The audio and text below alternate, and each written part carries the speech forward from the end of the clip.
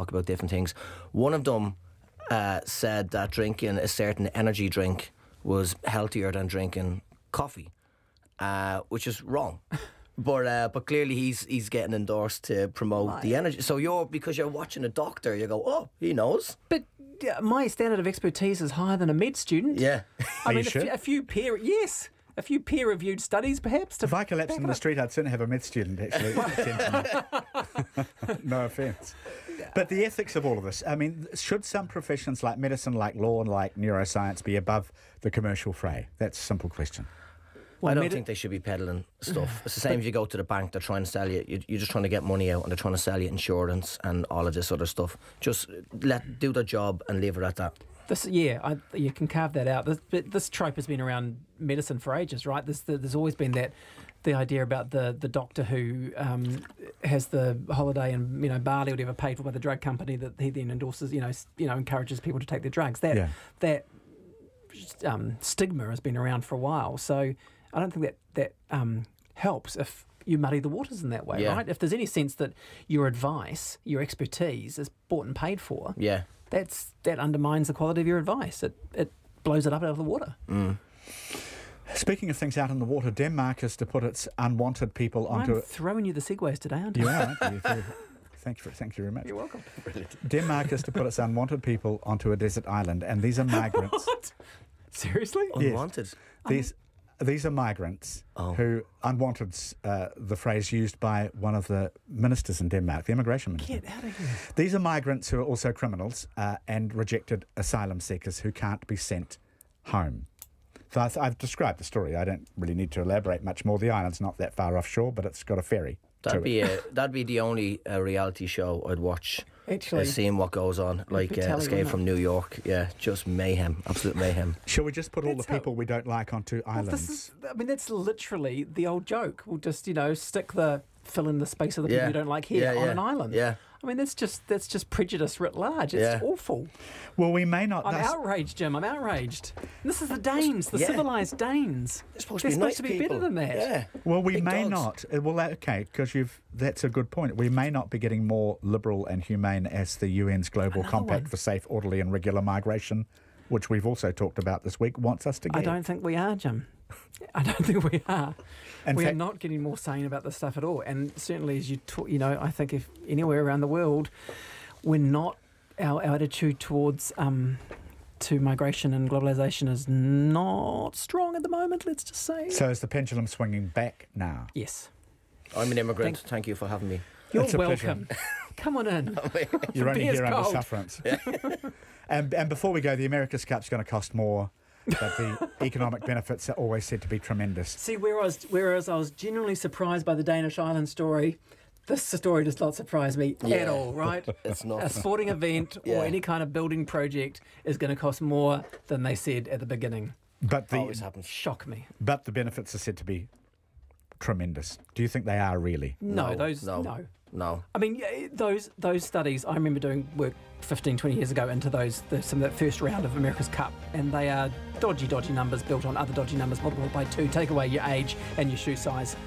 But there are other things to count. We got the viaduct based on the last one, so maybe we'll get something good infrastructure-wise out of this one. Another viaduct. That'd be good. Thank you for letting us end on a high note. That's all right. It's my free advice to Phil Goff. Tim Watkin at short notice. Alan McElroy, lovely to see you. Thank you. Cheers. Thank you both, and have a lovely weekend, everybody.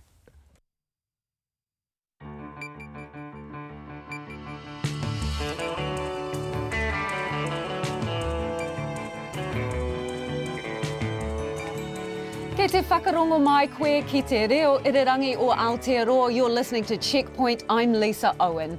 The emotional plea of a father desperate to find his missing daughter as a new sighting of UK backpacker Grace Millane is revealed.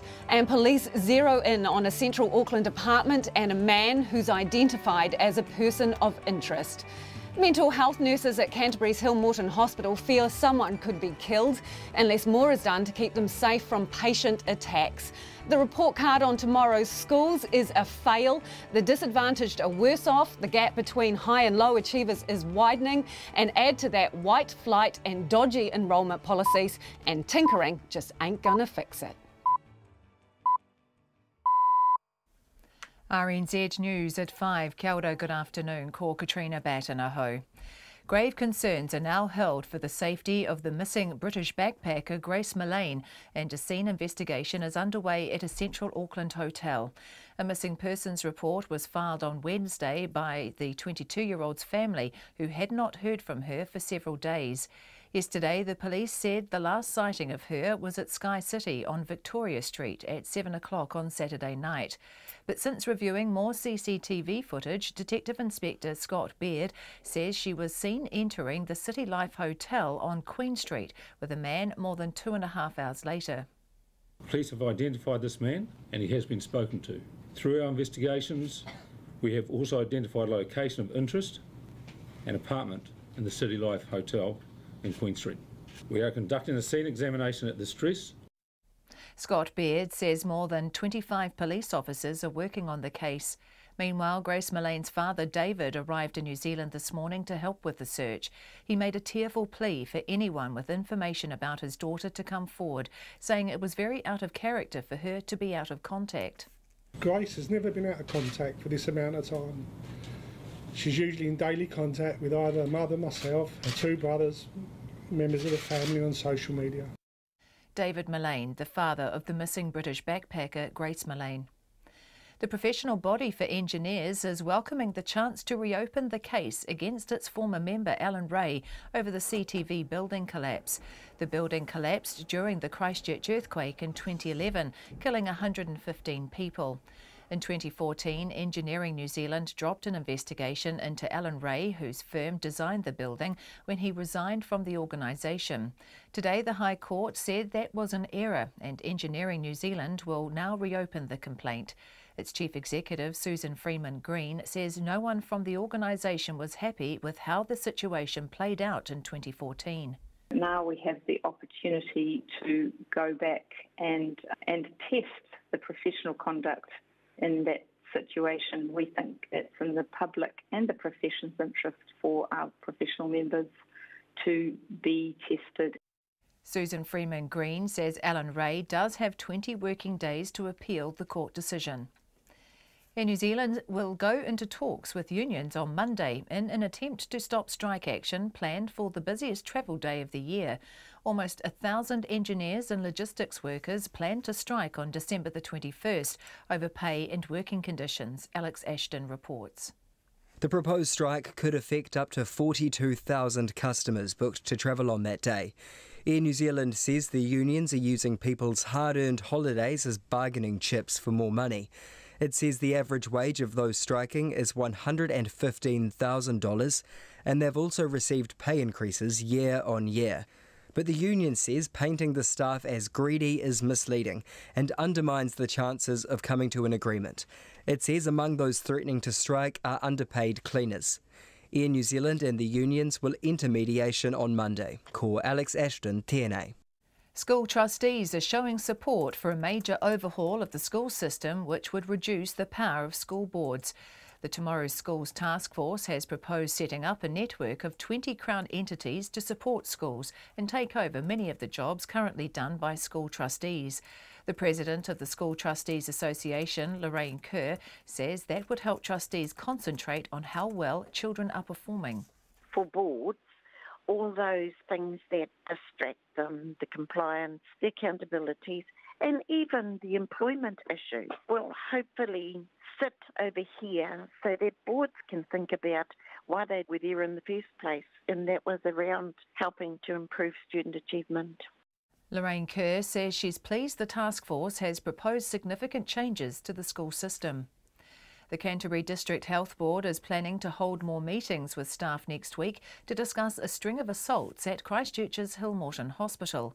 In the latest incident, a security guard was punched by a patient this morning and is in hospital after a brawl in the mental health unit. Earlier incidents have included a patient throwing boiling water on a nurse and a nurse being stabbed. DHB officials met with some nurses this afternoon as it tries to address the problems. It's 5 past 5. Sport, the Black Caps batting coach Craig McMillan says all 3 results in the deciding cricket test against Pakistan are still possible, but he's confident the New Zealanders can pull off their first test series win in Pakistan in almost 50 years. Captain Kane Williamson and Henry Nicholls put on a New Zealand record 5th wicket partnership of 212, with Williamson not out on 139 and Nicholls unbeaten on 90. The Black Caps are 272 for 4, heading into the final day with an overall lead of 198. But McMillan isn't sure what kind of total they have in mind or when they might declare. We haven't talked about a total yet. I think the great thing from today is that all 3 results are in play tomorrow, and it's been a lot of hard work done by Kane and Henry to get us to a position now where we'll talk about it tonight and we'll come up with a plan, because our goal is to win this test series. We haven't beaten Pakistan in a test series away since 1969. Craig McMillan. Sean Johnson's public breakup with his former NRL club continues with the revelation that Warriors coach Stephen Kearney didn't like him. He told the Daily Telegraph, "I've been there 8 years and had 6 coaches. The 6th coach didn't like me." The 28-year-old criticised Warriors CEO Cameron George about the love he had for the club, saying, regardless of what a CEO says, that's been there a year or 2, it dates back a lot longer for me. Johnson, who's on a 3-year deal with the Cronulla Sharks, also said he declined an offer to join the reigning premiers, the Sydney Roosters, in 2020. That's the news. Tonight on Nights, Country Life looks at plans to make strong wool great again, or at least push up its price. The Mutton Birds are a Friday night live act. Silver Timber has some things for the weekend in Estonia. And because things got out of hand down Queen Street on this day in 1984, we have a Sonic Tonic dedicated to riots. On Nights with me, Brian Crump, from after the news at 7 on RNZ National. Met Service weather through to midnight tomorrow. Northland to Waitomo, also Bay of Plenty, Taupo and Taumaranui, fine apart from a few showers in Northland this afternoon. Gisborne and Hawke's Bay, cloudy periods with a few showers about the coast, clearing and becoming fine this afternoon. Taranaki to Wellington, including Taihape and Wairarapa, fine apart from areas of cloud tomorrow morning. Marlborough, Nelson, Buller, Westland and Canterbury, mainly fine, a few showers in southern Westland from tomorrow afternoon. Otago and Southland, fine today, scattered rain developing late tomorrow morning, then clearing towards evening. Fiordland, fine at first, scattered rain developing tonight. And for the Chatham Islands, cloudy periods, a few showers clearing tomorrow afternoon. At 5:05 on RNZ National, and you're listening to Checkpoint. And I'm Lisa Owen. Coming up on the program, another assault today at Hill Morton Hospital. The Canterbury DHB CEO, David Mates, will join us live in a few minutes. But we begin tonight in central Auckland, where police say they now hold grave fears for the safety of missing British backpacker Grace Millane. A short time ago, Detective Inspector Scott Baird revealed the 22-year-old had travelled from the Sky City Hotel to the City Life Hotel on Queen Street, where she was identified on CCTV footage at 9:41 last Saturday night. She has not been seen since. Her father, David Millane, arrived from the UK this morning and in the last hour has made a public appeal for information of any more recent sightings of his daughter. As you know, Grace has been missing for several days. We last had contact with her on Saturday the 1st of December, and as a family we've been extremely concerned for her welfare. Grace is a lovely, outgoing, fun-loving, family-orientated daughter. Grace has never been out of contact for this amount of time. She's usually in daily contact with either her mother, myself, her 2 brothers, members of the family on social media. I don't know if you know, but Grace is on a year-long worldwide overseas experience. Grace started this travel journey in Peru in South America, and at the end of this was really looking forward to the second leg in New Zealand. She arrived here on the 20th of November and has been bombarding us with numerous photographs and messages of her adventures. We're all extremely upset, and it's very difficult at this time to fully describe the range of emotions we are going through. While we are very grateful for the media coverage both here and back home, We are finding this situation quite upsetting and would sincerely hope that the media continue to respect our privacy. Finally, I would like to take this opportunity to appeal to anybody who has seen, spoken to or come into contact with Grace over the last few days, and to come forward with any detail, no matter how small, and contact the investigation team. Once again, I thank you all for coming. That is Grace Millane's father, David, speaking a short time ago. Meanwhile, Detective Inspector Scott Beard says more than 25 staff are now assigned to the investigation and are working their way through CCTV footage. He said they had spoken to a male friend who was with Grace at the City Life Hotel. Our investigation to the disappearance of English tourist Grace Millane is progressing rapidly. Since she was first reported missing on Wednesday, we've made multiple inquiries as we continue to search for Grace. As part of our investigation, we have reviewed hours and hours of CCTV footage, and this will continue throughout the weekend. We now have the last known sighting of Grace at 9:41 p.m. on Saturday, 1st of December, at the City Life Hotel with a male companion. Police have identified this man and he has been spoken to. Through our investigations, we have also identified a location of interest, an apartment in the City Life Hotel in Queen Street. We are conducting a scene examination at this address. I understand there will be lots of questions about what we are doing and why we're doing it and exactly why we're there. However, this is an ongoing investigation and I'm not at liberty to discuss the details that some I don't have at the moment. As you've just heard from Grace's dad, David, she's a much-loved daughter, sister and friend. It has now been 6 days since Grace was last seen. At this point, we hold grave fears for her safety. The investigation will continue throughout the weekend.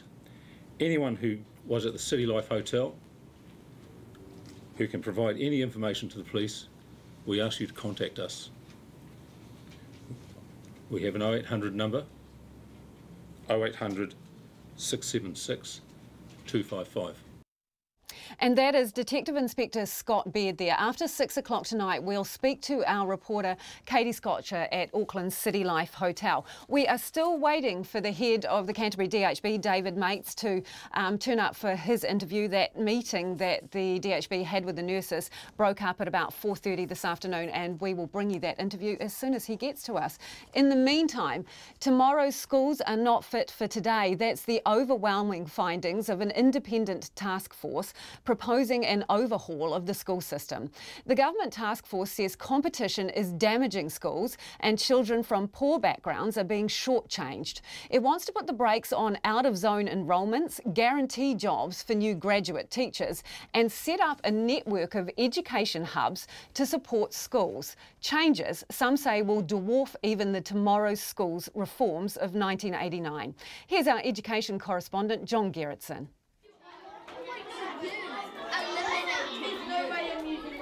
If the changes go ahead, all 2,500 state and state-integrated schools like this busy Wellington school will join one of 20 regional education hubs.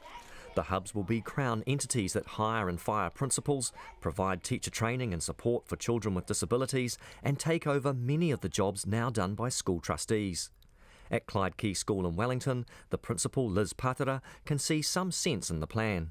It could be actually quite positive, that you weren't burdened with actually looking for staff, you weren't burdened with looking for specialists in terms of special education, so that part of it could be quite positive. Ms Patera has a lot of questions, but she says it's clear the changes the task force are proposing are huge.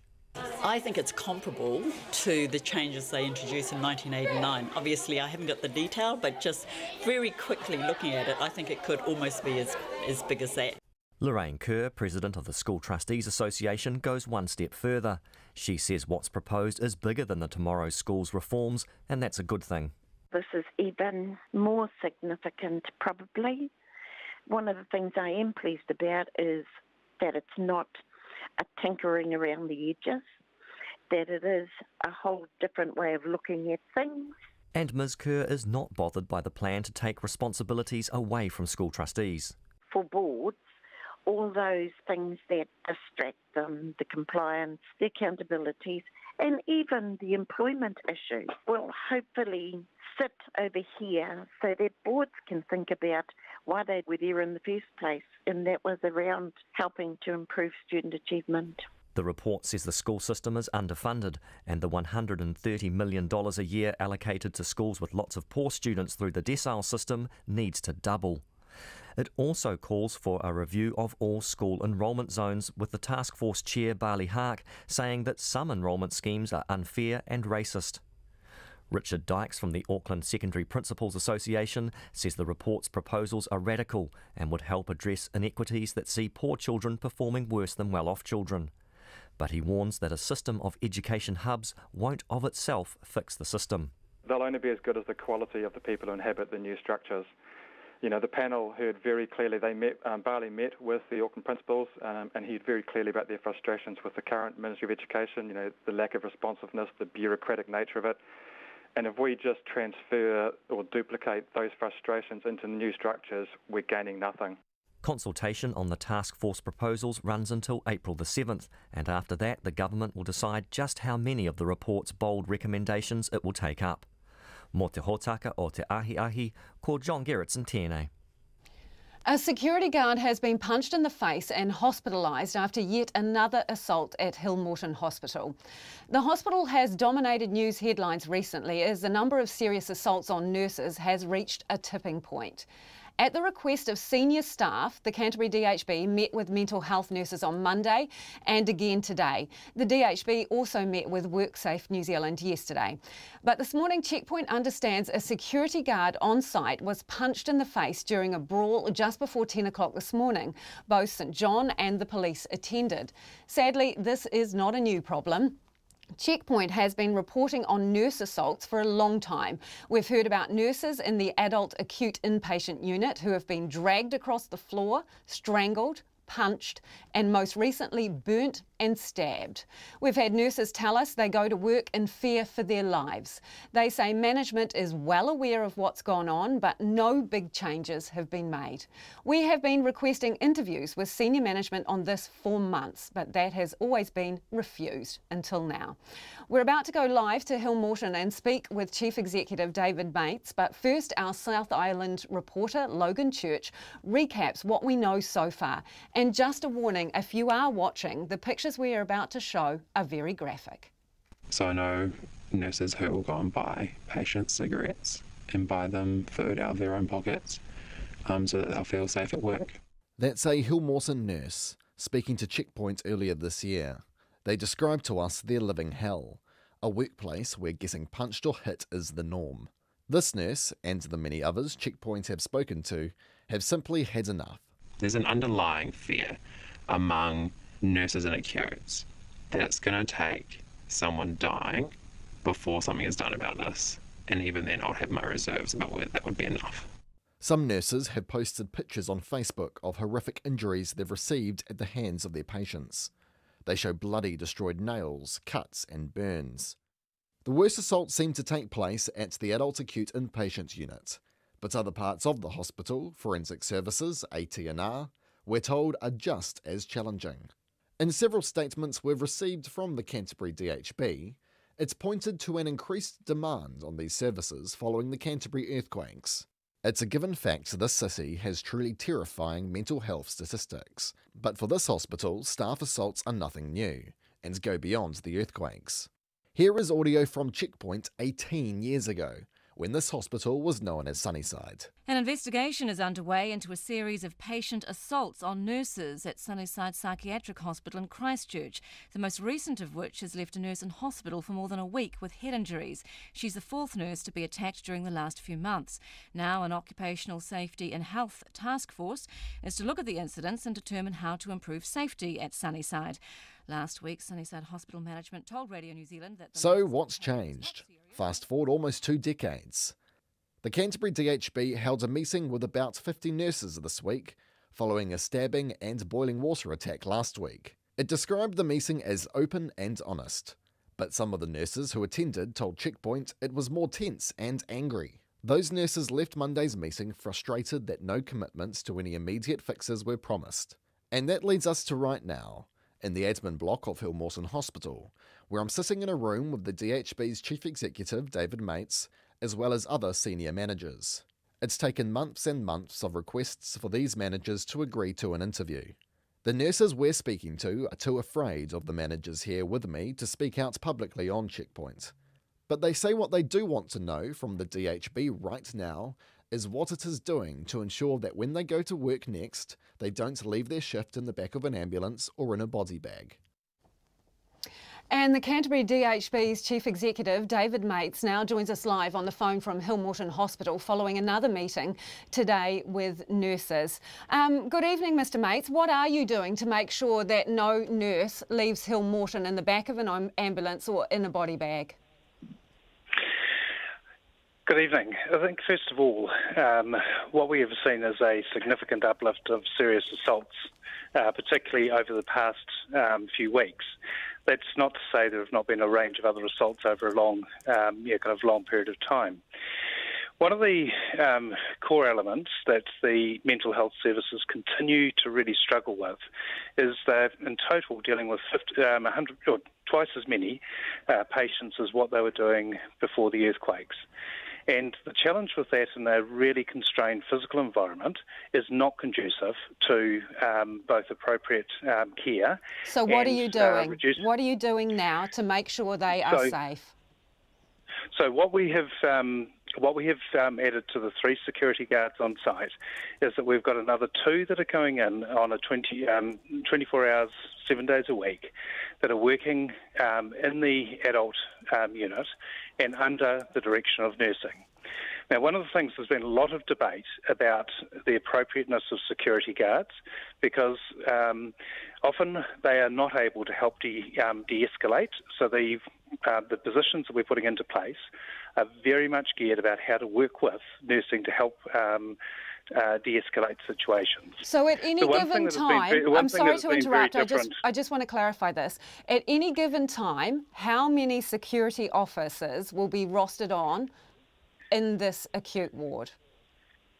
So in terms of the site, there have been 3, and there are further 2. And those 2 will be focused within the adult inpatient services. 2 at all times or 5 at all times? You're not being clear on that. 2 at all times within the adult unit, and that's a total of 5 across the mental health campus at Morton. Okay, what concerns did the nurses raise today with you in that meeting? What did they tell you? So, kind of a range of concerns. One, kind of in terms of, personal safety.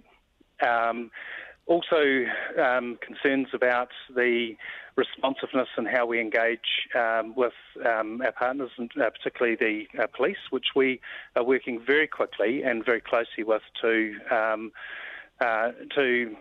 get some communication protocols agreed between the 2 of us. How would you describe the tone of that meeting? The tone of the meeting, I think on Monday you would describe it as kind of very tense, and people really very clearly expressing a range of views. Today there's around about 90 staff, really thoughtful, and a range of suggestions and recommendations sitting within, coming out of that meeting. Because the nurses are telling us that management, and that includes you, are out of touch. Are you out of touch with what's going on and their feelings? No, we're actually very clear about what has been happening. Again, across a mental health service, and just to put that into context, there's about 1,200 staff involved in the mental health services, and there's a range, and quite a wide range of different views and perspectives about both solutions, options and choices. And that is something that we're continuing to work with teams and the unions about actually what changes or modifications to the model of care that are going to be required, with the understanding that actually we have a range of facilities that are no longer fit for purpose and are not of the right size to deal with the patient size and demands that we're providing care for. How long have you known that you've got a serious problem there with staff injuries? How long? So in terms of what we've seen in particularly the last few weeks... Yes, but you described that as an escalation. So when did you first know that you had problems? So in the last 2 months, there have been 5 serious assaults, and again, you referred to one that happened this morning, which is while I was on site at Morton. And what the nature of those assaults has been the involvement of weapons sitting within that. And there does seem to be, and expressed from a range of staff today, concern about inaccuracies of media reporting in terms of actually helping to escalate or changing the social licence of those accessing services, feeling as though they can assault staff. Mr. Now, Mates, assaulting staff is never okay. Mr. Mates, you talk about the last couple of months, but if we look at the track record for that hospital, you've had almost 200 ACC cases over the past 5 years, paying out hundreds of thousands of dollars.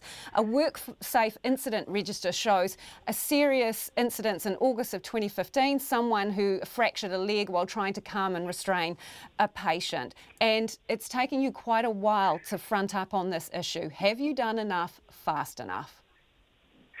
So in terms of the ACC kind of claims, they've been over a long period of time. A core driver for those have actually come from the intellectual disability services. And in terms of particularly the facility environments that have caused and created a environment where there have been a number of serious staff harms.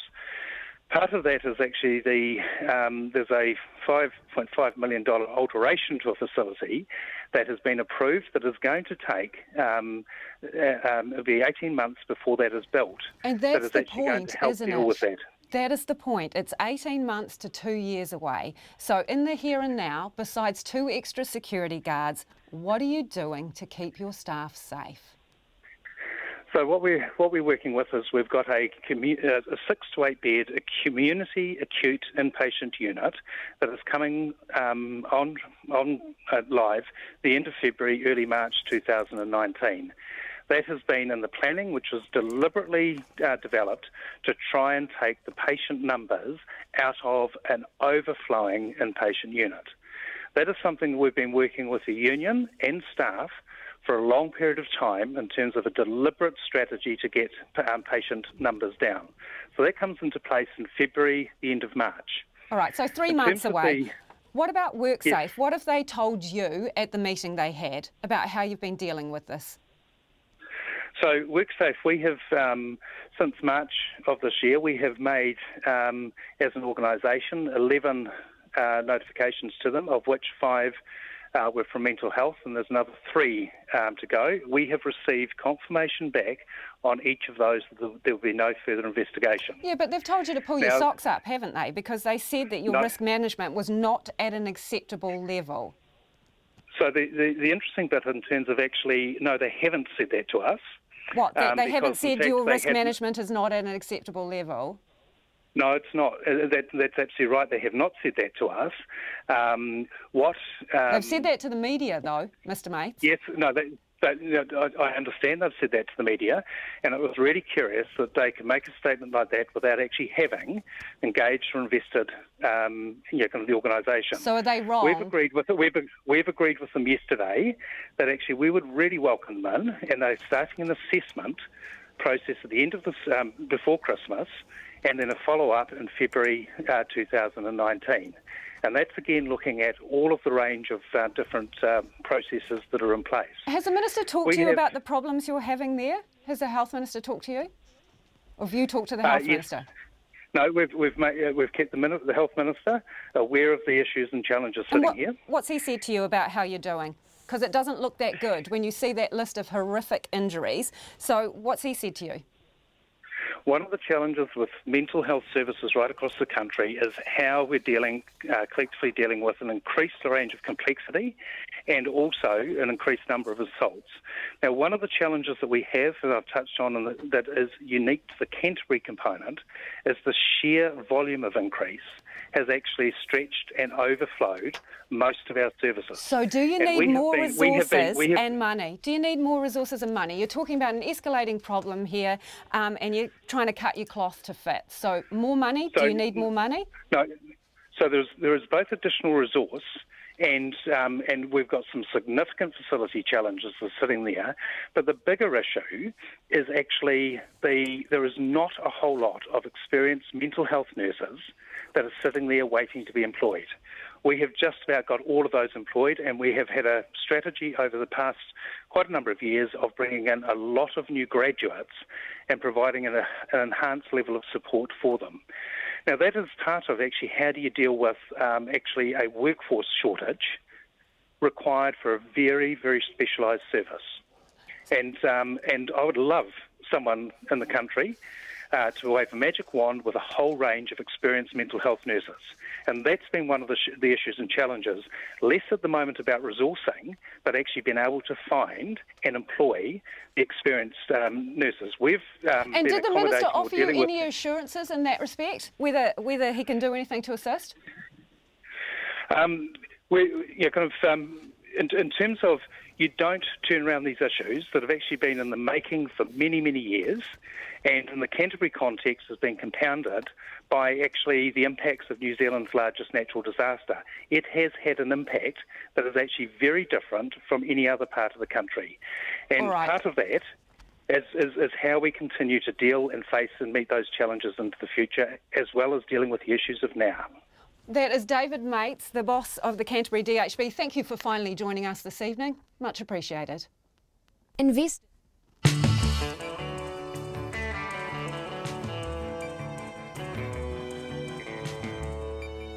Coming up, the investigation into the collapse of the CTV building in Christchurch could be reopening. A warning for Air New Zealand passengers hoping to fly on December 21st. And did you know that Pack and Save shoots birds at night as part of its pest management strategy? We would love your feedback on all of this. Morton, tomorrow's schools, and whether that CTV investigation should be reopened. You can text us on 2101. You can tweet us at Checkpoint RNZ, Facebook us, Checkpoint, or email checkpoint@rnz.co.nz. But first, here's Katrina with the headlines. I like that 2101. That's quite good. Auckland police say they have spoken to a man seen with missing British tourist Grace Millane on Saturday night. Detective Inspector Scott Baird says new CCTV footage shows the 22-year-old entering the City Life Hotel with a man after 9 o'clock that night.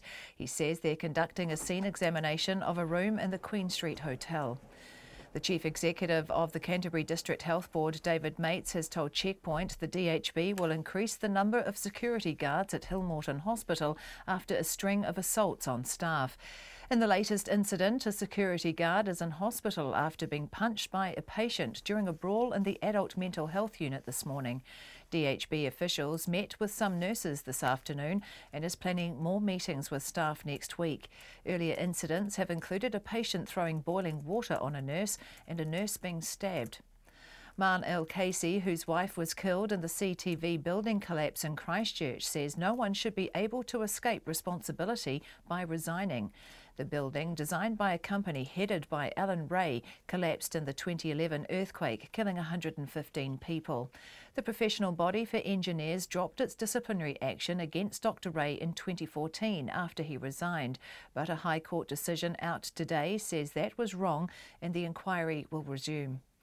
Teacher unions and school trustees are showing support for radical proposals to overhaul the school system. The Tomorrow's Schools Task Force has recommended scrapping the Qualifications Authority and the Education Review Office and setting up education hubs to work with schools.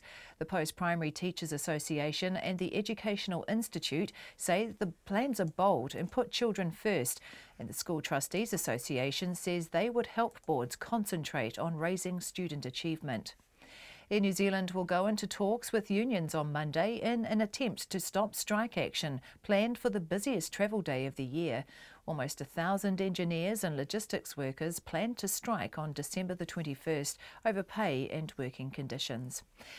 And those are the headlines. I'm back at 6 o'clock. Thanks, Katrina. To business now. Local investors in the troubled Australian trading platform Halifax have met the company's administrators, and the news isn't what they were hoping for.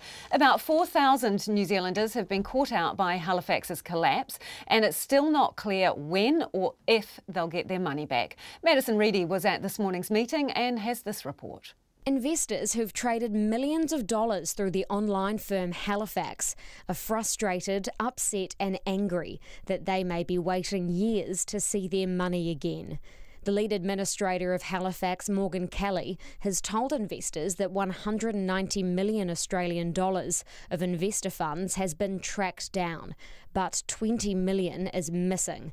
One investor, Moon Gunda, who has $700,000 frozen in his Halifax accounts, says he'll struggle to celebrate this festive season. I don't feel good because we did not receive any concrete resolutions from the first meeting. We will be, as creditors, on the edge of insolvent. We'll be struggling to see if we can celebrate Christmas happily, due to what we're going through. Josh Grimshaw had $100,000 in his Halifax account. He says he's still coming to grips with the situation. I just wouldn't have thought the brokerage itself to go under like this. They've been around for a while, so it's just kind of come out of the blue, and yeah, it's hard to prepare for these sort of things, really. A 21-year-old student, Hamish Carter, invested $10,000 of his savings and his parents' money through Halifax in order to learn about share trading. He wasn't expecting the lesson to be quite this hard. It's just a difficult time, really. But I think from now I know there's a lot of more risk involved, not just in the exposure of what you're putting your money towards, it's who it's with as well. You've really got to look out for the company behind those decisions, that's an exclusive party to your own decisions. I wasn't managing as much money as a lot of other people or investors in the room were, so to see their frustration and dismay was quite, it's difficult, it was stressful and tense in there, but my parents were quite happy just to be supporting me during this time. The next step for administrators is to find out what led to Halifax's insolvency, which seems to have come as a shock to many. A staff member who spoke to RNZ says he has no idea what happened and he was blindsided by the administration. The administrators are giving daily updates to the Financial Markets Authority and the Australian Securities and Investments Commission. For Checkpoint, Madison Reedy. And in a double dose of business, Nona Pausier joins us. Markets, what else has been going on? Well, look, the Asian markets are looking a little bit better today. We've seen it's been a really rough week for the markets, up and down, every which way. The inverted yield we spoke about earlier. And we'll be looking ahead to overnight. There's going to be some important labor data out of the United States, and that's going to just really point to the direction interest rates take there. We may see a pause from the U.S. Federal Reserve, and some are even speculating we might even see a rate reduction coming up in the next year, given the economic magic might not be what Donald Trump hoped it would be. Unfortunately, I guess. We'll see. Anyways, the New Zealand dollar is steady at 68.8 US cents, 95.1 Australian, and 53.9 British pence. And our index managed to rise a little bit, 9 points, 8,767. Have a splendid weekend, Nona. Thank you very much. The investigation into the collapse of the CTV building in the Christchurch earthquakes could be reopened after a decision by the High Court. The High Court has ruled that Engineering New Zealand was wrong to drop an investigation into CTV engineer Alan Ray when he resigned from the professional body. And today, Engineering New Zealand confirmed it would reopen that complaint. Our reporter, Rachel Graham, has more. When the CTV building collapsed in the Christchurch earthquake on February 22nd, 2011, 115 people lost their lives. In 2012, a complaint was laid with the Institute of Professional Engineers New Zealand over the work of Alan Ray, whose consulting firm designed the building. But that complaint was dropped by the Institute when Alan Ray quit the organisation in 2014. Lawyers for the Ministry of Business, Innovation and Employment challenged that decision, and the High Court now says Engineering New Zealand, the name the institute now goes by, was wrong to drop the complaint.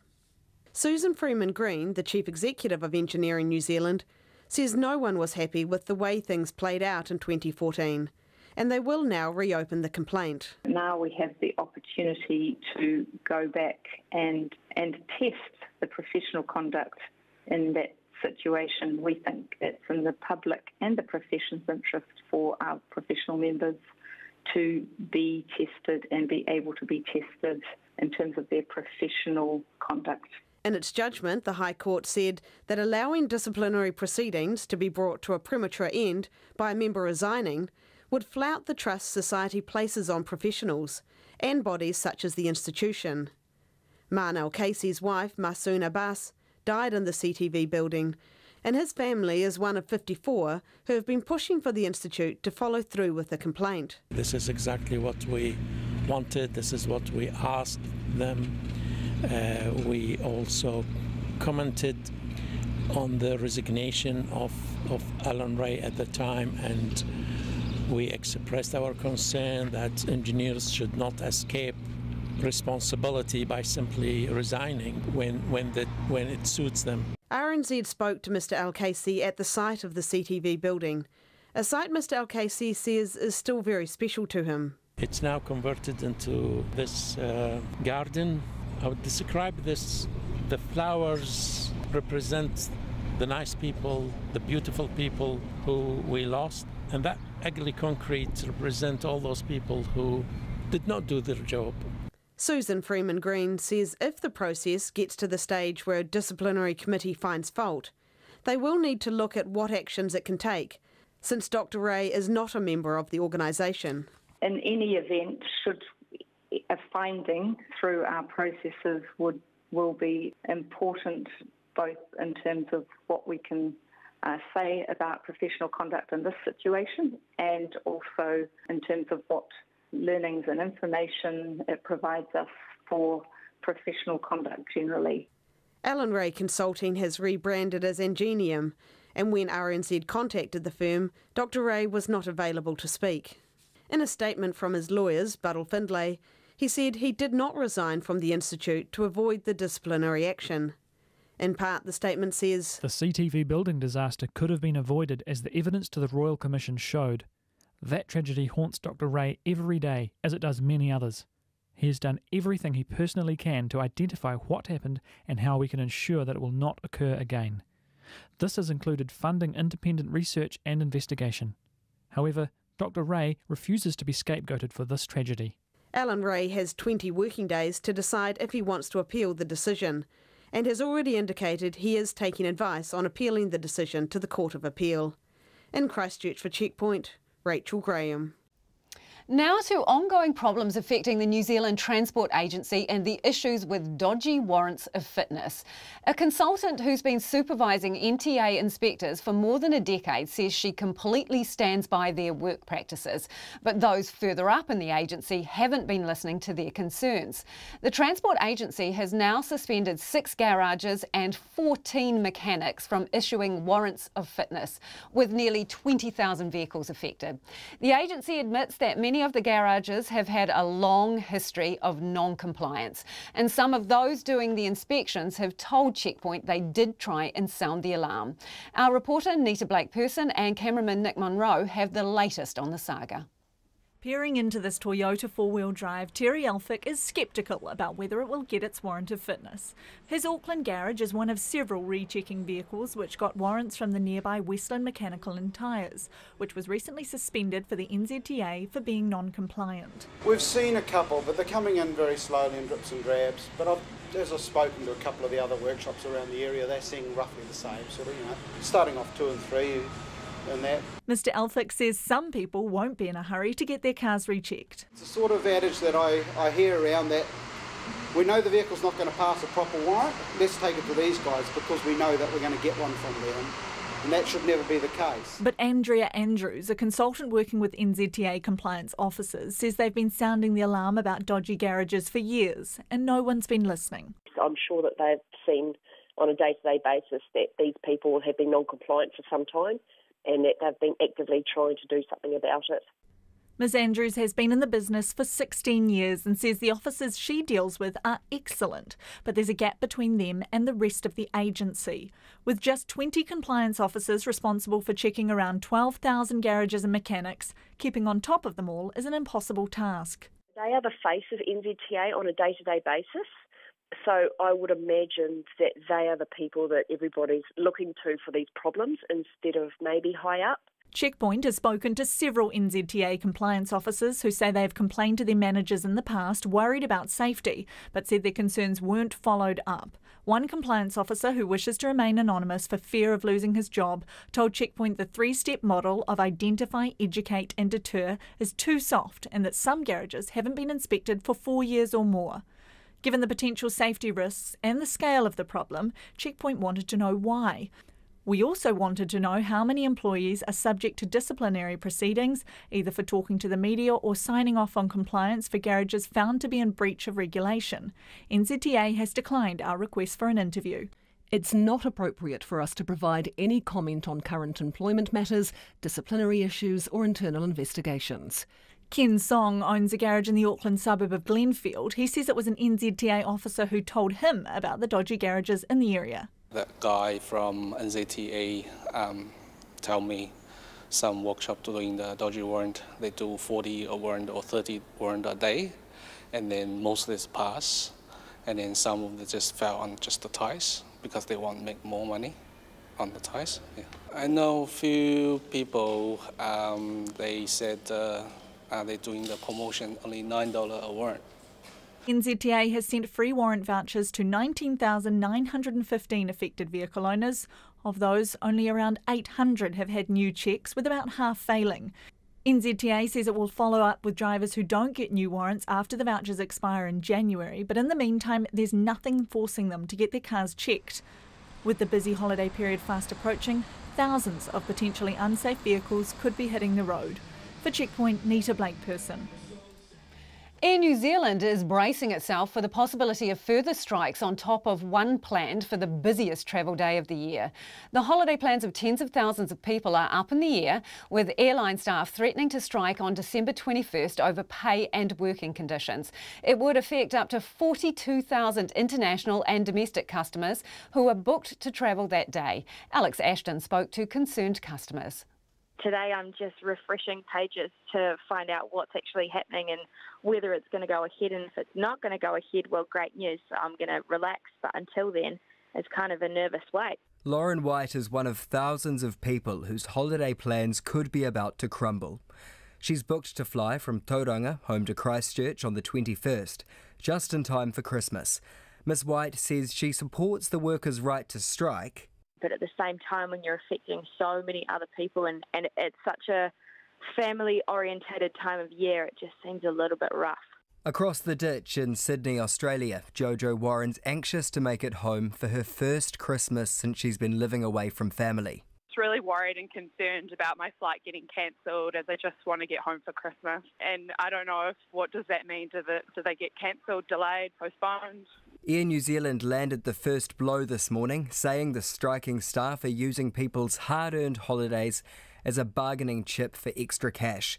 Despite RNZ's repeated attempts for an interview, no one from Air New Zealand was available. In a statement, the airline says the average wage of the staff in question is $115,000 a year, with some earning more than $150,000. Its General Manager Aircraft Maintenance, Viv Debuse, says the staff have had year-on-year pay increases and engineers get 6 weeks annual leave, a car park and recently got a $6,500 bonus. This from the company's statement. We know how important summer holidays are for our customers who look forward to being able to gather with friends and family at this important time of year. It would be devastating to see the holiday plans of more than 40,000 hardworking Kiwis and international visitors ruined. But the unions involved aren't liking Air New Zealand's tone. Etu Union's head of aviation, who's known only as Savage, says the airline's trying to mislead the public. Air New Zealand is trying to portray this as a group of overpaid engineers, when actually there are a lot of underpaid logistics and cleaning staff also included in the collective agreement. This is primarily about Air New Zealand making record profits and then attempting to cut the paying conditions of their workers. Air New Zealand, E2 and the Aviation and Marine Engineers Association enter negotiations on Monday. But the unions say the greedy engineers narrative Air New Zealand's painting undermines the upcoming mediation. If the two sides can't strike a deal, the flights are off and tens of thousands of customers will be scrambling to rearrange their plans. If it does come to that, Air New Zealand says it'll get in touch with passengers closer to the time. But it warns it might not just be customers flying on December 21st who could be affected, as it's been advised to expect further industrial action from the union. For Checkpoint, ko Alex Ashton, TNA. A young solo mother who pimped out a 14-year-old has been jailed for 2.5 years. It follows the case of Casimir Lata, who was jailed for nearly 7 years in April for prostituting her 15-year-old daughter as many as 5 times a day. Our court reporter, Annika Smith, was in the High Court this morning to hear the latest sentencing. Monica Rachel Kelly was a teenager herself when she pimped a 14-year-old to make some cash. She'd met the teenager through a mutual friend and quickly asked if she wanted to be a prostitute for her, having briefly been a sex worker herself. Her 14-year-old victim had run away from home and came to live with Kelly for 6 weeks. During this time, Kelly created a profile for her on the smartphone app Seeking Arrangements, giving her victim an alias and falsifying her date of birth. Justice Downs said Kelly then prostituted the 14-year-old to a man, known only as Male A, 4 times between March and April last year. You negotiated price with Male A. For example, his second occasion with the victim was to last 90 minutes. You agreed on the price of $350. The third occasion was to be a quickie only. You agreed to a lesser price of $200. Justice Downs said the man had full sexual intercourse with the victim, but Kelly was prepared to go further. On 2 occasions, you agreed another man or additional men could accompany Male A and have sexual intercourse with the victim too. But this never happened. On 1 occasion, you also agreed Male A could film the victim. It is unknown if he did. Kelly was told by both the victim and their mutual friend that the teenager was 14, and when first hearing about a police investigation, she met with those who knew about her offending and asked them to lie for her. Justice Downs said he had read the victim impact statement written by Kelly's now 16-year-old victim. The victim says you took her in during a challenging time in her life and exploited her. She felt trapped and constantly put in situations of extreme discomfort and places she did not want to be. The victim also says those at her school know what happened, treat her differently, and cannot look at her. She struggles to trust people. She cannot now be alone in a room with a male. Justice Downs noted Kelly's offence, dealing in a person aged under 18 for sexual exploitation, had only been around since 2005. As a result of this, there were few cases to go by. But the judge said the case of Casimir Lata, who prostituted her own daughter for 18 months, was a more serious example of exploitation. Justice Downs said Kelly had talked about her own troubles. Your home life was difficult. You told the writers of reports I have read your parents used drugs and your mother abused you physically and emotionally. You were also sexually assaulted by a stranger when you were 14 years old. You report suffering anxiety and depression. In your last year of high school, you became pregnant. Your child's father did not support you, nor apparently did your own. Defence lawyer Ron Mansfield asked for a sentence of home detention to consider the compelling personal circumstances that drove his client's offending. This is a position in my submission where you have a 19-year-old solo mum struggling personally and financially with the various issues that she has, taking in the complainant or the victim in this case, and then the two have engaged in this offending. But Justice Downs said while he accepted Kelly was under financial pressure, few would resort to what she had done. Kelly wept silently throughout the hearing, but as she was jailed for 2.5 years, she burst into tears. As she turned to leave the dock, she looked back at her family, who were sitting in the public gallery, and told them she loved them. Ron Mansfield told RNZ this afternoon his client will be lodging an appeal. Atuiti ko te mātua ko Annika Smith aho. Canada has defended its arrest of a top executive from the Chinese technology firm Huawei on a US extradition request. Meng Wanzhou's detention in Vancouver has raised tensions between Beijing and Washington and caused turbulence on global stock markets. The BBC's China correspondent Robin Brandt has the latest. It's one of the world's biggest smartphone makers, a massive firm built up over 30 years by a former Chinese army engineer. Huawei is a China company that's truly gone global. But now one of its top executives is in jail. Meng Wanzhou is corporate royalty here in China, the daughter of the company's founder. She was arrested as she transferred flights in Vancouver. It's reported the US wants her for overseeing illegal business with Iran. We've made solemn representations to Canada and the US. We've demanded that both parties immediately clarify the reasons for this detention. Chinese officials in Canada went further. They condemned the arrest, saying it seriously harmed the human rights of the victim. A spokesman called on Canada to restore the personal freedom of Ms. Meng Wanzhou. Huawei has been very successful overseas, but its global push into mobile infrastructure is highly controversial. It wants to help build the backbone of the next 5G mobile network. But the US and other governments fear it remains too close to China's ruling Communist Party and may allow the government here access to those networks. She was detained on the same day that President Trump sat opposite China's leader Xi Jinping to agree a ceasefire in their trade war. This move is likely to cast a shadow over that perhaps now brief period of reconciliation. This isn't just about a person or a company. This is a very aggressive move by the US authorities to target China. And they've done it by targeting a company that is absolutely crucial to China's aspirations for the future of its economy. And that's Robin Brandt in Shanghai. A Wellington Pack and Save store is taking drastic measures to get rid of sparrows by shooting them dead. Foodstuffs has confirmed the practice at its Kilburnie store but refused to say if it's common practice across its stores throughout the country. The revelation has shocked shoppers and comes after a Dunedin woman saw a sparrow die in the local Pack and Save. She says she was told by staff it poisons birds. And while it might surprise many people, a pest management company says it's common practice to poison or shoot sparrows. Mediana Johnson reports. When the Kilburnie Pack and Save closes for the night and shoppers are shut out, pest controllers move in, guns in hand. Outside the store today, shoppers were shocked to find out that their local supermarket was shooting birds after hours. It's appalling. I just think that's really awful. That really shocks me to think they're going to do that, or they are doing that. What bothers me is that they actually let them in the Pack and Save. And if they didn't let them in the Pack and Save now, we wouldn't be shooting them. I'm sure there's a better way of getting rid of the birds. But yeah, no shooting them. Yeah, it's quite disturbing to know that. Foodstuffs, which operates Pack and Save, has confirmed it employs contractors to shoot sparrows in its Kilburnie store. However, its spokesperson says its Dunedin store uses anaesthesia on the birds and then releases them, rather than poisoning them as has been reported. The supermarket chain does not provide guidelines, so each owner has different practices they use to manage sparrows.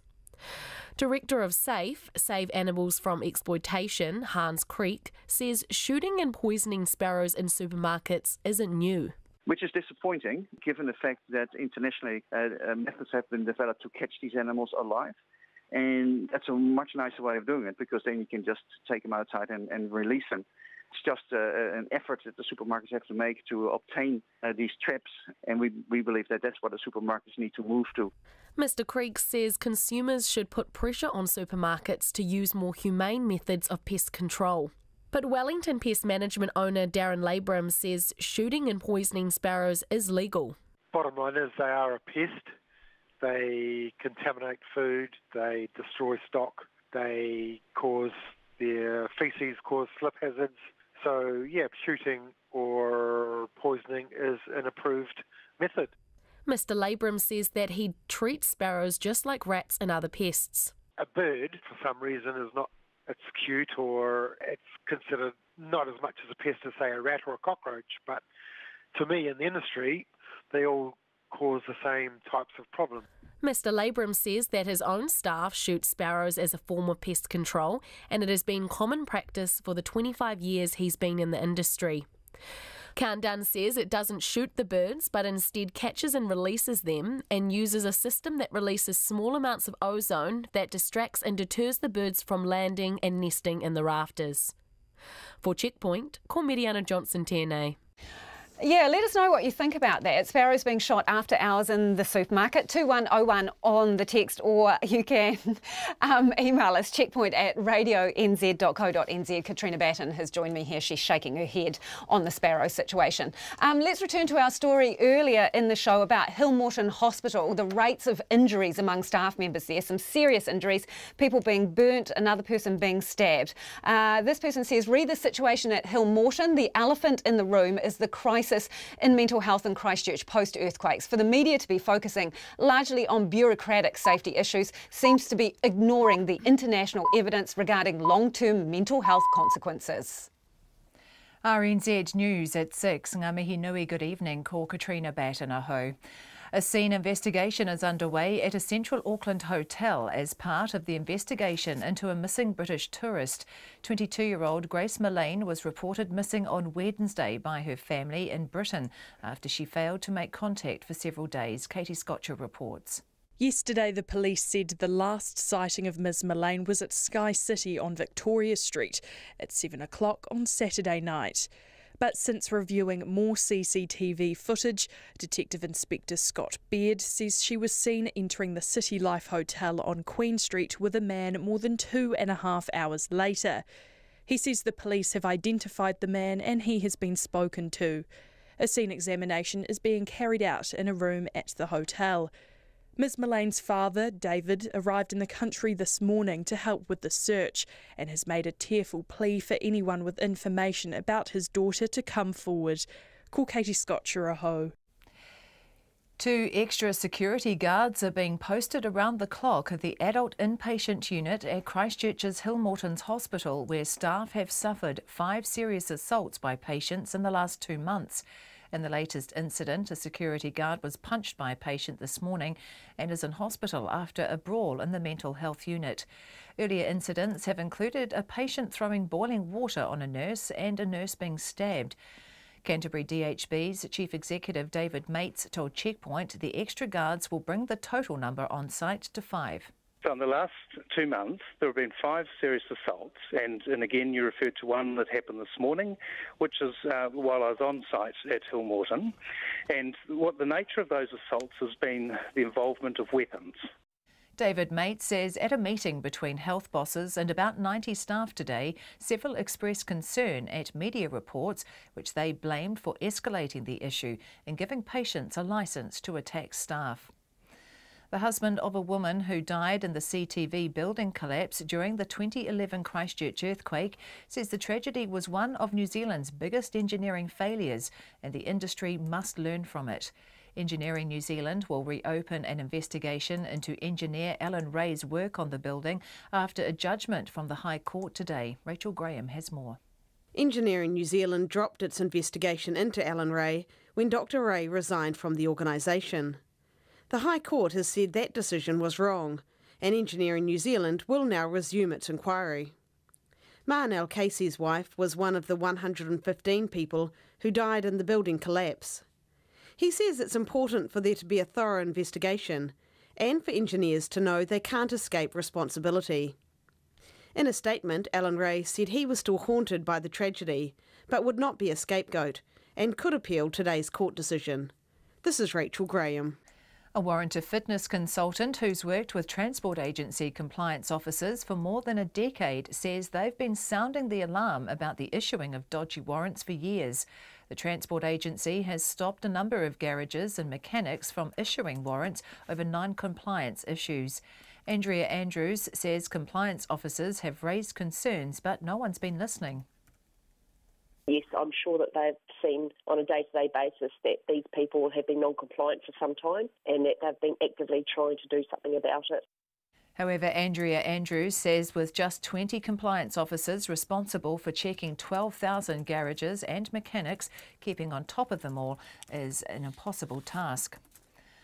A woman booked to travel from Tauranga to Christchurch on the day of a proposed Air New Zealand strike says she's extremely worried. Almost 1,000 engineers and logistics workers plan to strike on December the 21st, the busiest travel day of the year. Lauren White is one of those who could be affected. Today I'm just refreshing pages to find out what's actually happening and whether it's going to go ahead, and if it's not going to go ahead, well, great news. So I'm going to relax, but until then, it's kind of a nervous wait.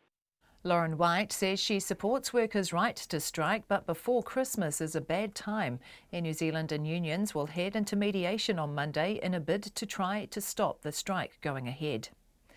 The New York headquarters of the American network CNN has been evacuated due to a nearby bomb threat. It's unclear if the threat is directed at CNN. The network was one of those targeted in October by a series of pipe bombs, which were also sent to a number of high-profile Democratic politicians. The inquest into the Dreamworld tragedy has wrapped up in Australia. 4 people died when the Thunder River Rapids ride malfunctioned at the Gold Coast theme park in October 2016, including New Zealander Cindy Lowe. A workplace health and safety engineer, Michael Chan, was the last witness to give evidence today. He told the coroner that he supports the introduction of annual risk assessments on amusement park rides in Queensland. The coroner's findings will be delivered next year. It's 5 minutes past 6. Sport. The former New Zealand cricketer Simon Doull says batting Pakistan out of the game in the final match in Abu Dhabi tonight could end a 49-year Test series hoodoo. The Black Caps haven't won an away Test series over the host since 1969. New Zealand are 272 for 4 with a lead of 198 after an unbeaten 5th wicket stand between skipper Kane Williamson and Henry Nicholls. Doull says a strong start by the duo could seal an historic Black Caps victory. There'll be an opportunity to try and win this Test match if they bat for that first hour. If it doesn't come and it turns out to be a draw, I think that's very, very good result from a New Zealand point of view. What they don't want, losing 2 or 3 wickets quickly and have Pakistan chasing 220, 230 and be back in the game. Get through that first half an hour, 40 minutes with both Williamson and Nicholls at the crease. Simon Doull. New Blues head coach Leon MacDonald has completed his first big task, selecting his co-captains for the 2019 Super Rugby season. MacDonald has announced that All Blacks lock Patrick Tuipulotu and Blues loose forward Blake Gibson will serve as co-captains. As a new start, we were looking for some young leaders to help move this club forward, and these 2 guys led by their actions primarily, but had massive support through the players. The players respected them, and the management and coaching group have a huge amount of respect for the way they act and interact with each other. Leon MacDonald. The All Black Sevens hope they can finish the year on top in Cape Town this weekend, despite losing 5 experienced players to injury, signalling the return for Chiefs Etene Nanai Seturo for the first time since the London Sevens in June. That's the news. Tomorrow morning, the pretty tragic story of Australian billionaire James Packer. David Gran is on the programme. He wrote The Lost City of Zed and Killers of the Flower Moon, masterpieces of long-form journalism. And Sally Magnuson reimagines Icelanders taken as slaves to Algiers in the 17th century. Join me, Kim Hill, tomorrow morning from 8 on RNZ National.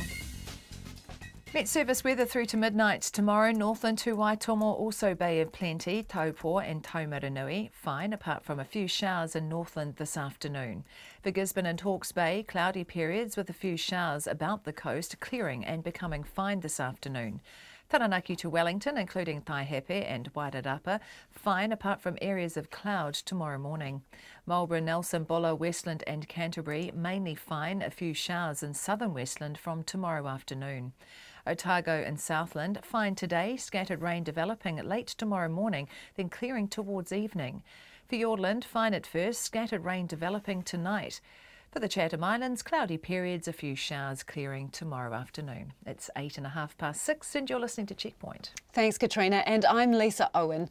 The police say they have questioned a man seen with missing backpacker Grace Millane at Auckland's City Life Hotel on Queen Street last Saturday night.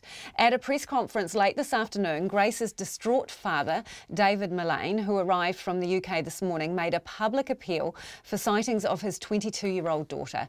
And Detective Inspector Inspector Scott Baird confirmed they now have grave concerns for Grace's safety. Our reporter Katie Scotcher is outside the City Life Hotel and joins us now on the live view. Katie, what more can you tell us about the man that's been seen on the CCTV footage with Grace? So Grace was staying at a hostel a short walk from here, and we initially thought, according to the CCTV footage that we saw yesterday, that the last sighting of Grace was at 7 o'clock on Saturday night at Sky City. But new CCTV footage shows her arriving here at the City Life Hotel on Saturday night at around 9:40, just before 10. Now the City Life Hotel is a fairly upmarket hotel. You can rent rooms, but there are also apartments in the building that you can buy.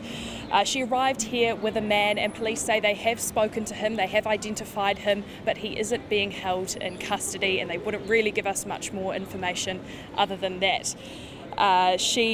Police are now inside the hotel and they are conducting a scene examination, but we do understand that hasn't been, just going on today. They were examining the room last night as well, and I actually went inside the hotel before and I saw quite a few police officers heading upstairs in one of the lifts with quite a few boxes of equipment that I can only assume they are using for their examination. So Grace hasn't been seen now, well, it's almost a week. What did her father have to say? Yeah, so her father, David, obviously arrived from the UK this morning. It's a very long trip for him. He was very distraught at the media stand-up this afternoon. He described Grace as a really outgoing and family-orientated daughter. He said that she was really excited about her trip to New Zealand, which was part of a year-long overseas experience. And he made a really tearful plea to the public for any information that may locate his daughter Grace. And the police, were they able to give any more details or information? They just said that they hold grave concerns for Grace's safety. They couldn't confirm what she had left behind at the hostel. There was talk of a couple of cell phones, but they couldn't confirm how many were in her possession. They're also getting her bank account details from the UK. They haven't been able to confirm if she's been using her credit cards or any bank cards from the UK, so they are in the process of getting that information. And Katie, just before we go, they still very much want help from the public, don't they?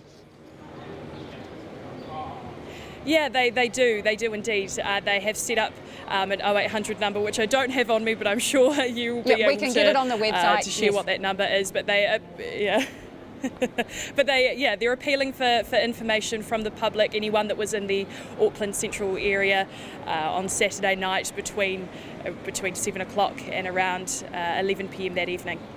Thank you so much. That is Katie Scotcher reporting live from outside the City Life Hotel, which is now the focus of police attention as they look for Grace Millane. And she was last seen there on Saturday evening with a man that they have been speaking to. And the number's just been handed to me. It's 0800 676 255. 0800 676 255 if you think you saw Grace or anyone with her. The police would like to hear from you. Racist enrolment policies and out-of-hand competition between schools have led to ethnic and economic segregation in our education system. That, according to one of the authors of a report into tomorrow's schools.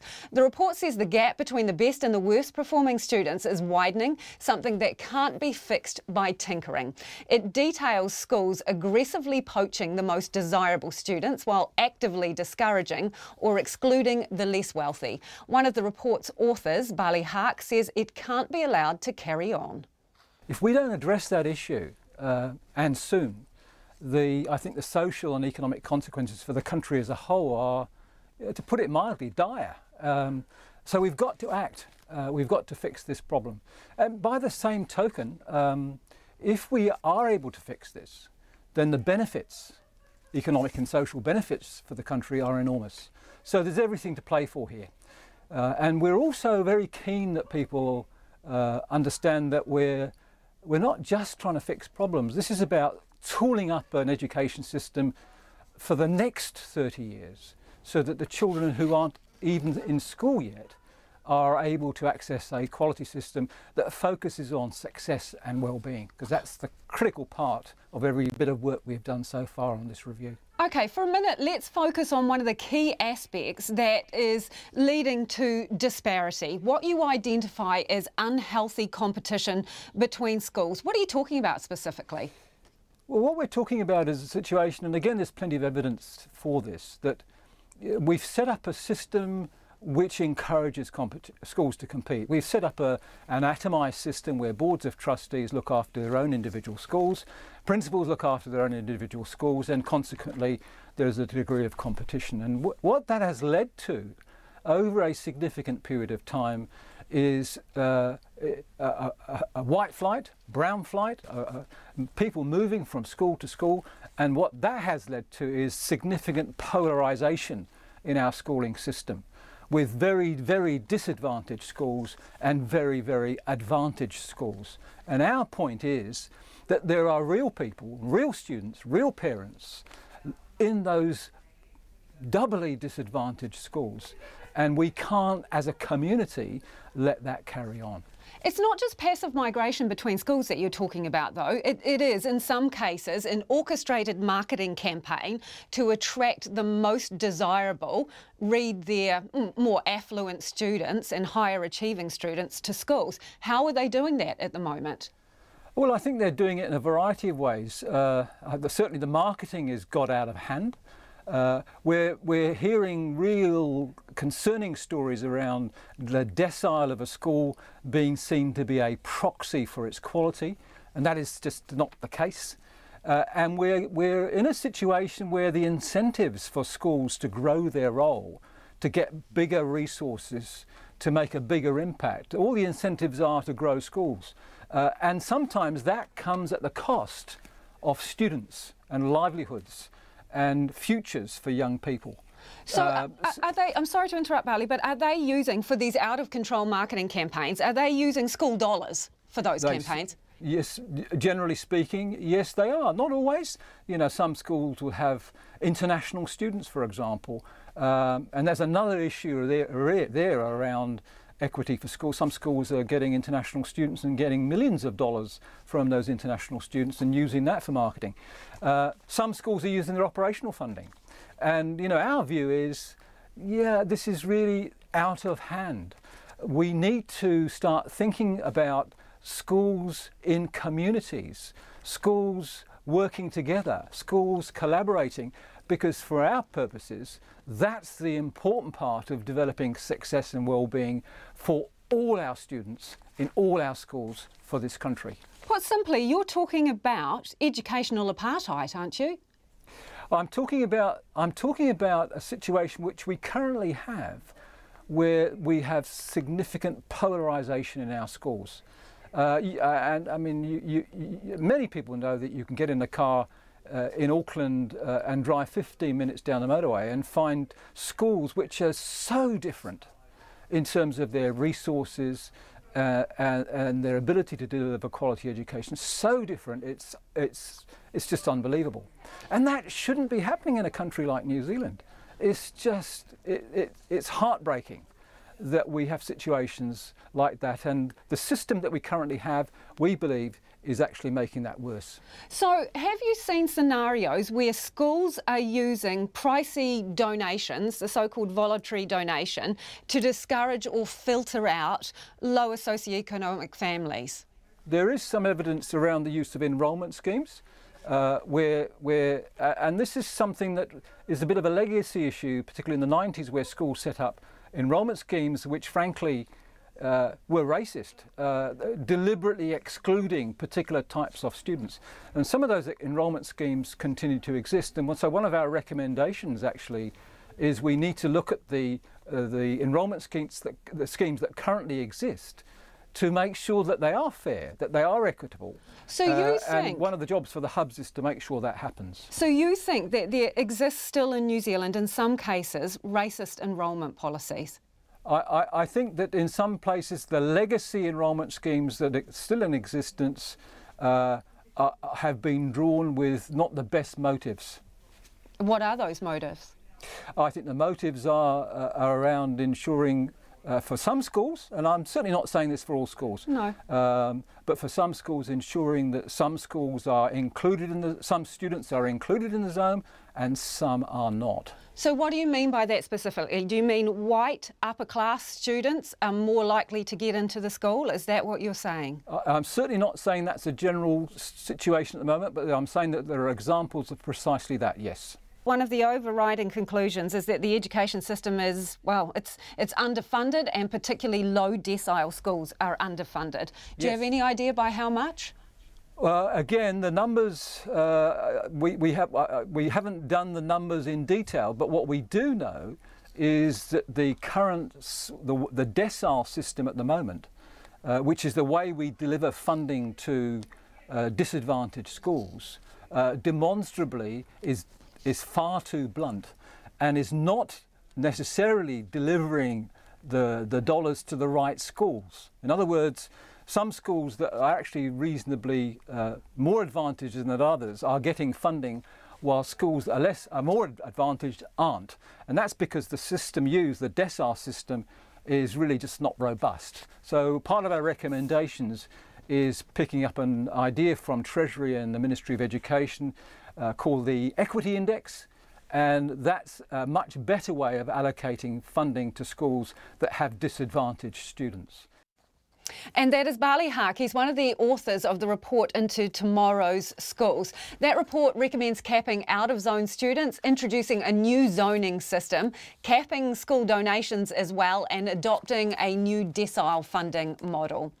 Now to Dunedin, where the Health Minister today announced the fast-tracking of part of the Dunedin Hospital rebuild.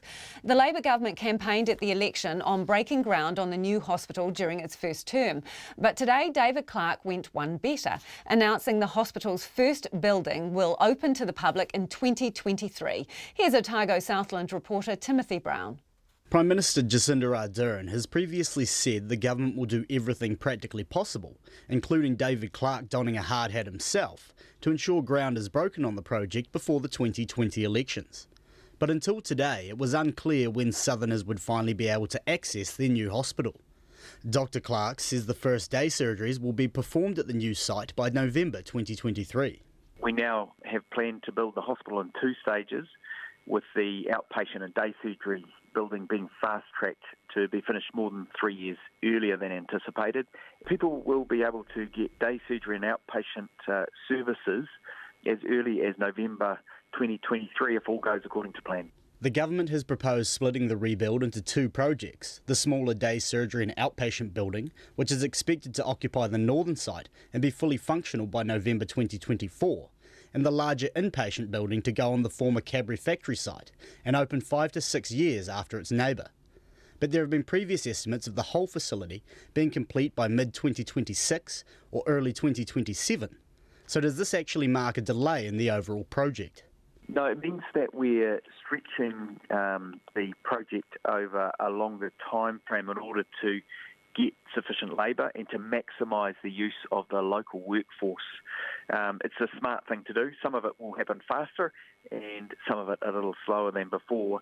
But I think we can safely say that the whole project is expected to be completed within a decade. Dunedin residents have met the news with overwhelming positivity and believe the existing hospital is no longer fit for purpose. I think that's great. The sooner the better. I've actually only used the services very, very briefly, and they were incredibly hard to find, hard to access. Well, very happy with the outcome. It's a good result. We need a new hospital. Yeah, the sooner the better, really. That's good, right? Surely. I think people are, especially when it comes to things, to medical things, are used to waiting lists and waiting. I think it's a really good thing. It's really positive for the city, as long as they fit some parking in. And they are not alone in their assessments. Southern DHB's Chief Executive, Chris Fleming, says the current building is past its use-by date and services are stretched. It's really tough. We're really constrained in terms of space. We need to enhance our emergency department, we need medical assessment capacity, and we are going to be very tight on beds over the next decade. Mr Fleming says the current situation means the DHB is struggling to meet some of its targets, and the opening of the first of the new facilities will allow them to repurpose the existing hospital, creating more space and relieving pressure on services in the process. But Pete Hodgson, who chairs the group overseeing the rebuild, says the plan also means there'll be enough construction workers to get the project over the line. That has always been the concern. It's a particularly large building in a relatively small city. So that was always going to be the challenge, which is why you've seen so much activity already about us trying to increase the number of people into training, etc. Mr Hodgson says at its construction peak there'll be about 350 workers on site at the day surgery and outpatient building. The two-stage plan still needs Cabinet sign-off, with hopes site preparation and groundwork will begin by mid-2020. In Dunedin, for Checkpoint, Timothy Brown. A search and rescue operation is underway to find a 29-year-old British sailor whose boat was wrecked as she took part in a solo round-the-world race. Susie Goodall is the youngest competitor and the only woman taking part in the 30,000-mile Golden Globe race. Her yacht was badly damaged and lost its mast in a storm in the Southern Ocean, around 2,000 miles west of the southern tip of South America. Since then, she's been in radio contact, but her location is so remote the nearest boat isn't expected to reach her until later today or tomorrow, as the BBC's John Kay reports. The boat is destroyed. Inside and out is destroyed. This is the call Susie Goodall made after her boat flipped over. In the southern Pacific Ocean, alone, injured and thousands of miles from dry land. We rolled and I threw across the cabin and I think I was knocked out for a moment or two. The 29-year-old set sail in July and was coming fourth in one of the world's most gruelling events when she hit a ferocious storm. In school it was, what do you want to do when you grow up kind of thing. My thing was always like, I want to sail around the world. Speaking before the race, she knew the Southern Ocean would be the toughest part of her round-the-world challenge. I'm sure there'll be times down there I just think, what the hell am I doing? This is horrendous. The boat is just like a rag doll. It's been chucked around all over the place and you can do nothing about it. The first man to complete the Golden Globe race knows Susie well and says waiting for help will be exhausting. I think she'll be a little bit debilitated by it, you know, the adrenaline she's lost with everything going on. In fact, she hasn't a good night's sleep. But Susie Goodall's very experienced and she's tough. This Chinese cargo ship is the closest vessel to Susie. It's been diverted hundreds of miles through challenging seas to rescue her. On social media, she said all she wants is a nice cup of tea. John Kay with that story. A difficult life-changing injury is not holding back a former territorial soldier from a passion of painting. Grant Phillip suffered a diving accident nearly 30 years ago, leaving him with spinal injuries and a tetraplegic at the age of 18. Our defence reporter Jonathan Mitchell and visual journalist Simon Rogers went to meet Grant and his art. Grant Phillip was just fresh into his military career. He trained as an apprentice sheet metal engineer and territorial soldier. All that came to a halt after a diving accident left him a tetraplegic. However, service runs in his blood. His parents were in the military too, and that kept his spirits alive. Instant change of lifestyle and learn to adapt in new ways and a new way of living. Pretty much to me it's planning and logistics.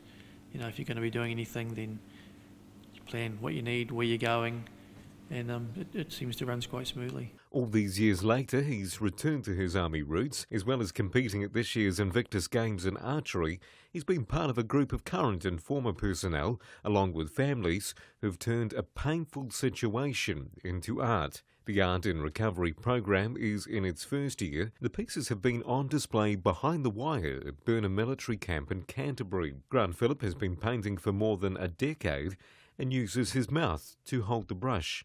Usually with the painting, though, I'll try and knuckle down and get it done as quick as possible. But with this one, it was do a little bit and then come back and then do some more, and ended up with the finished product. He's painted a vintage shot of Anzac soldiers on horses. There's the rich blue sky, lush green grass, along with the smart army uniforms of bygone years. Mr. Phillip says he loves to paint landscapes and flowers. As well, he's painted calendars and Christmas cards with other mouth and foot artists in Christchurch. He says he's not in a dark space about his situation. I guess it highlights to anyone who's currently serving or not serving, or has served before, that if you're injured or ill, that through art you do have a release to show how you feel or your feelings. And for me, it was you know, as I say, a nice way just to relax and put my thoughts on the canvas. He's encouraging others to give art a go. The liaison officer for injured, wounded or ill personnel, Rebecca Maddiford, says it's a powerful exhibition and gives a voice to those who have been knocked back in life. She says she's humbled by the quality of the art and the ambition of those involved. It's been up to the artists how much they want to share of their story, but also what it's doing is it's reducing stigma. It's getting people talking about their journeys, and hopefully it's encouraging more people to potentially talk about what's gone on for them. And bringing them back into the fold. The plan is to exhibit more art in the future and give others who have been dealt a blow in life a chance to paint.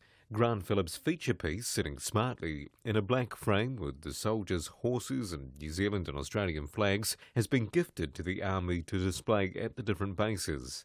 At Burda Military Camp for Checkpoint, called Jonathan Mitchell, Tēnā. And just time for some brief feedback on the pack and save situation with them shooting sparrows inside the supermarket at night. Mark says, good, shoot the sparrows, rats of the skies. Quick, clean death, he says. That's all we've got time for this evening. Let's talk again on Monday. Have a great weekend. RNZ News headlines at 6:30. The police are carrying out a scene examination at a central Auckland hotel as part of their investigation into a missing British tourist. 2 extra security guards will be posted around the clock at Christchurch's Morton Hospital after assaults on staff by patients. A man whose wife died in the CTV building collapse during the 2011 Christchurch earthquake is calling on the engineering industry to learn from the tragedy. A consultant says transport agency compliance officers have been sounding the alarm about the issuing of dodgy warrants of fitness for years. Air New Zealand will meet with unions on Monday in a bid to avert a strike by engineers and logistics workers just before Christmas. And the New York office of American broadcaster CNN has been given the all clear after a nearby bomb threat. Our next news and weather is at 7. Hi, this is Phil O'Brien.